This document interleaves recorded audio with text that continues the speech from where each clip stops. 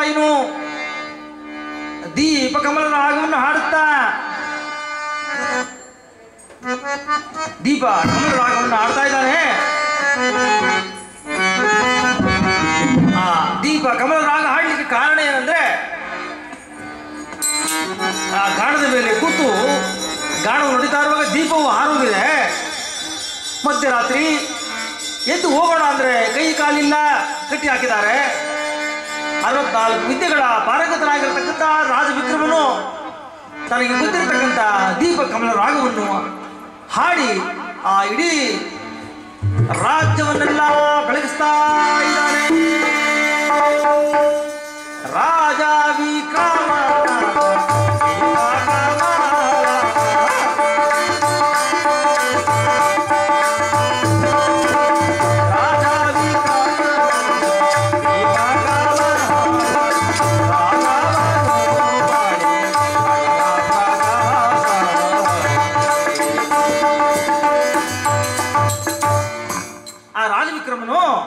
ದೀಪ ಕಮಲ ರಾಗವನ್ನು ಹಾಡಿದ್ದಾನೆ.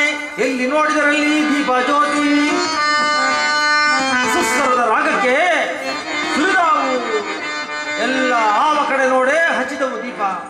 ಒಂದು ಕಂಬದ ಮಹಡಿ ಮೇಲೆ ತಾಯಿ ಯಾರು ಪದ್ಮಾವತಿ ಆ ರಾಣಿ ಮೇಲಿದ್ದಾಳೆ. ಅವಳ ಪದ್ಮಾವತಿಯಲ್ಲಿ ಮುಂದಿರ್ತಕ್ಕಂಥ ಕಂಬದಲ್ಲಿರ್ತಕ್ಕಂಥ ಎಲ್ಲ ದೀಪವು ತನ್ನಷ್ಟು ತಾನೇ ಹತ್ತುಕೊಂಡು ಬಿಡ್ತಾವೆ. ಪದ್ಮಾವತಿಯು ದೀಪಗಳನ್ನು ನೋಡಿ ಇದೇನು ಆಶ್ಚರ್ಯ, ಹರಿ ಎಂದು ಆ ಕ್ಷಣ ಅಲ್ಲಿರ್ತಕ್ಕಂಥ ಗೌಡಿಯರಿಗೆ ಸಖಿಯರಿಗೆ ಕರೆದು, ಇದೇನಿದು, ದಾಸಿಯರೇ ಬನ್ನಿ ಇಲ್ಲಿ. ಈ ದೀಪ ಕಮಲ ರಾಗವನ್ನ ಆಡುತ್ತಾ ಇರುವರು ಸುತ್ತಮುತ್ತ ಯಾರೋ ಇರುವರು, ಅವರನ್ನು ನೋಡಿ ಕರೆದುಕೊಂಡು ಬಂದಿರೆಂಬುದಾಗಿ ಯಾವ ಪದ್ಮಾವತಿಯು ಹೇಳಿ ಕಳಿಸಿದ್ದಾಳೆ. ಇತ್ತ ದೀಪ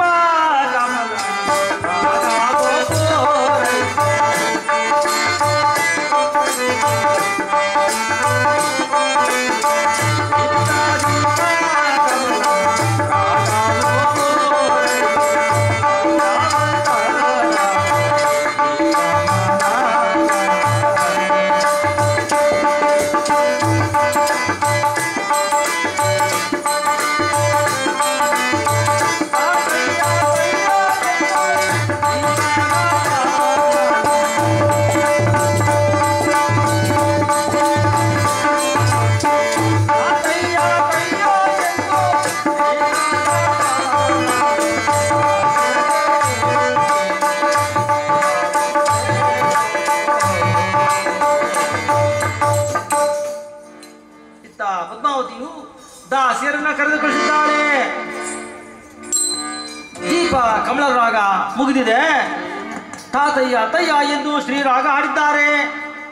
ಆ ಕಾಂತೆಗೆ ಹೆಚ್ಚಿತು ಮೋಹ. ಆ ರಾಗವನ್ನು ಹಾಡುತ್ತಿರುವ ವಿಕ್ರಮನನ್ನ ದಾಸಿಯರು ಹುಡುಗುತ್ತಾ ಇವರು. ಯಾವ ರೀತಿ ಹುಡುಕ್ತಾ ಇದ್ದಾರೆ? ಕೆರಿ ಕೆರಿಯು ಬೀದಿ ಬೀದಿಯೋ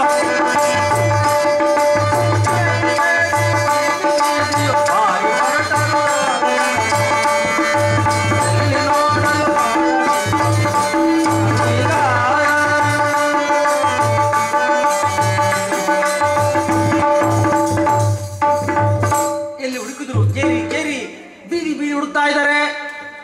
ಎಲ್ಲೂ ಕಾಣಲಿಲ್ಲ. ಇಲ್ಲಿ ವಿಕ್ರಮ ರಾಜಕಂಡ ಅವನು ಕಳ್ಳ ತಸ್ಕರ ಕೈಕಾಲುಗಳನ್ನ ಕಳೆದುಕೊಂಡಿರ್ತಕ್ಕಂಥವನು. ದಾಸಿಯರು ಬಂದು ಹೇಳಲು, ಅಮ್ಮ, ಈ ಚೋರಿ ಮಾಡಿದ ಕಳ್ಳನಮ್ಮ ಅವನು. ನಿಮ್ಮ ತಂದೆಯು ಅವನ ಕೈಕಾಲುಗಳನ್ನ ಕತ್ತರಿಸಿದಾಕಿರ್ತಕ್ಕಂಥವರು. ತಂದೆಗೆ ಗೊತ್ತಾದರೆ ನಮ್ಮನ್ನು ದಂಡಿಸುವರಮ್ಮ, ನಾವು ಅವರ ಬಳಿಗೆ ಬಾರದಾಗಿತ್ತು ಎಂಬುದಾಗಿ ಆ ದಾಸಿಯರು ಹೇಳಲು, ಅವನು ತೇಲಿಯ ಮನೆಯ ಗಾಣವನ್ನು ಹೊಡೆಯುವನು ಎಂಬ ವಾರ್ತೆಯನ್ನು ಹೇಳಿ ಅವನು ಕಳ್ಳನು ಎಂಬುದು ಹೇಳಿಬಿಟ್ಟರು. ಪದ್ಮಾವತಿಗೆ ಕೋಪ ಬಂದಿದೆ. ಮುಚ್ಚಿಬಾಯಿ, ನಿಮಗೆ ಯಾಕೆ ಎಷ್ಟು ಮಾತುಗಳು? ಆತನೇ ಎನ್ನ ರಮಣನು, ಕಳ್ಳನಾಗಲಿ ಏನಾದರೂ ಆಗಲಿ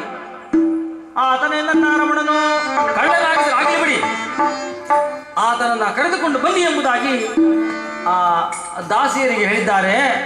ಆ ದಾಸಿಯರು ಯಾವ ರೀತಿ ಹೇಳುತ್ತಿದ್ದಾರದಂತಲೇ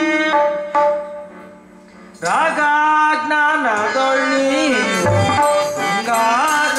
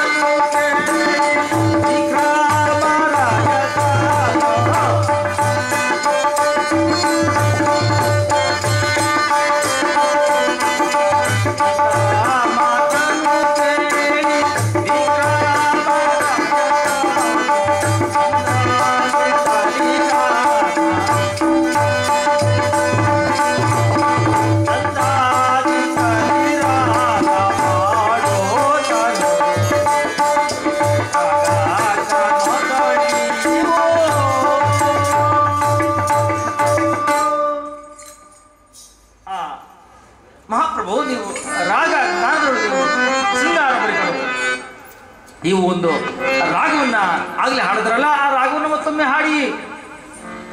ಆ ಇಂದ್ರ ಲೋಕವಾಗಿಬಿಟ್ಟಿದೆ. ಆ ಅಂತಃಪ್ರಭು ಚಂದ್ರಶೇಖರ ಬಂದು ನೋಡುತ್ತಾನೆ, ಇದೇನು ಇಂದು ನಮ್ಮ ಮಗಳ ಮನೆಯಲ್ಲಿ ಕಚೇರಿ ಏರ್ಪಟ್ಟಿದೆ ಎಂಬುದಾಗಿ ಕಳವಳಗೊಂಡು ನೋಡುತ್ತಾ ಇರುವಾಗ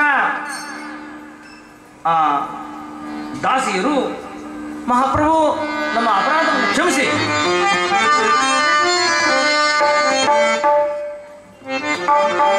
ನಿಮ್ಮ ಮಗಳು ಪದ್ಮಾವತಿ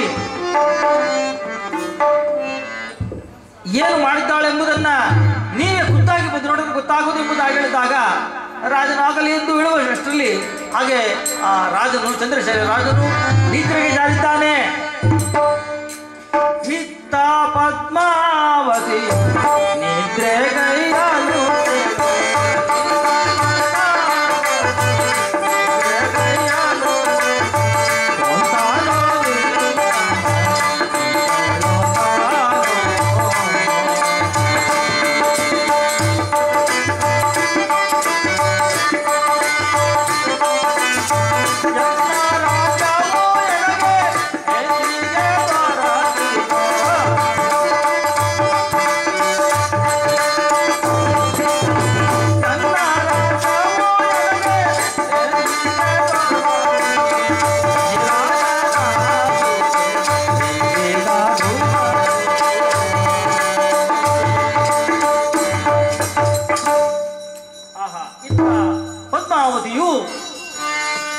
ನಿದ್ರೆಗೈಯಲು ಕೇಳು ಕುಂತನು ವಿಕ್ರಮನು ಚಿಂತೆಯಳು.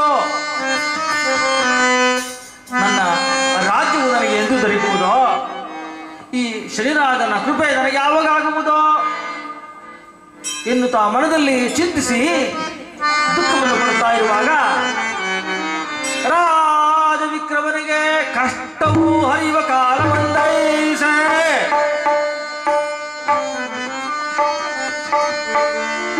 ಅಲ್ಲಿಗೆ 90 ತಿಂಗಳಾಗಿದೆ. 90 ತಿಂಗಳಂದ್ರೆ 7.5 ವರ್ಷ. ಆ 7.5 ವರ್ಷ ಶನಿ ಕಾಟ ಮುಗಿದಿದೆ ರಾಜವಿಕ್ರಮನಿಗೆ. ಆಗ ಕಲಿರಾಜನ ಸ್ತುತಿಯನ್ನು ಮಾಡಿದ್ದಾನೆ. ಯಾವ ರೀತಿಯಾಗಿ ಶನಿದೇವ ಸ್ತುತಿಯನ್ನು ಮಾಡುತ್ತಿದ್ದಾರದಂತಾನೆ. ನೀಲಾಂಜನಂ ಸಮಾಭಾಸಂ ರವಿಪುತ್ರಂ ಯಮಾಗ್ರಜಂ ಛಾಯಮಾರ್ತಂಡ ಸಂಭೂತಂ ತಂ ನಮಾಮಿ ಶನಿಶ್ಚರಾಯ ನಮಃ. ಶನಿರಾಜ ತಂದೆ ಕಾಕವಾಹನ, ನನಗೆ ಇನ್ನು ಈ ಕಷ್ಟವನ್ನ ಸಹಿಸಲಾರೆ. ಹಿಂದೆ ಆ ಶೆಟ್ಟರ ಮನೆಗೆ ಹೋಗಿ ಕೈ ಕಾಲುಗಳನ್ನ ಕಡಿದುಕೊಂಡೆ. ಈಗ ಇಲ್ಲಿ ಪದ್ಮಾವತಿ ಚಂದ್ರಶೇಖರ ರಾಜನ ಮನೆಗೆ ಬಂದಿದ್ದೇನೆ. ಈಗ ನನ್ನ ಪ್ರಾಣ ಹೋಗುವುದು ಖಂಡಿತ. ನನ್ನ ಈ ಕೊನೆಯ ನಮಸ್ಕಾರವನ್ನು ಸ್ವೀಕರಿಸುವುದಾಗಿ ಆ ಶನಿದೇವರನ್ನ ವಿಧವಾಗಿ ಪ್ರಾರ್ಥನೆಯನ್ನು ಮಾಡುತ್ತಿದ್ದಾರೆ. ಇದ್ದಾನೆ. ಬೋಲೋ ಶ್ರೀ ಶ್ರೀರಾಜ ಕಿ. ಯಾವಾಗ ಈ 90 ತಿಂಗಳಾಗಿತ್ತೋ ಆ ಶನಿದೇವರು ಬಾಗಿಲಲ್ಲಿ ಕಾಯ್ತಾ ಇದ್ದಂತೆ. ಯಾವ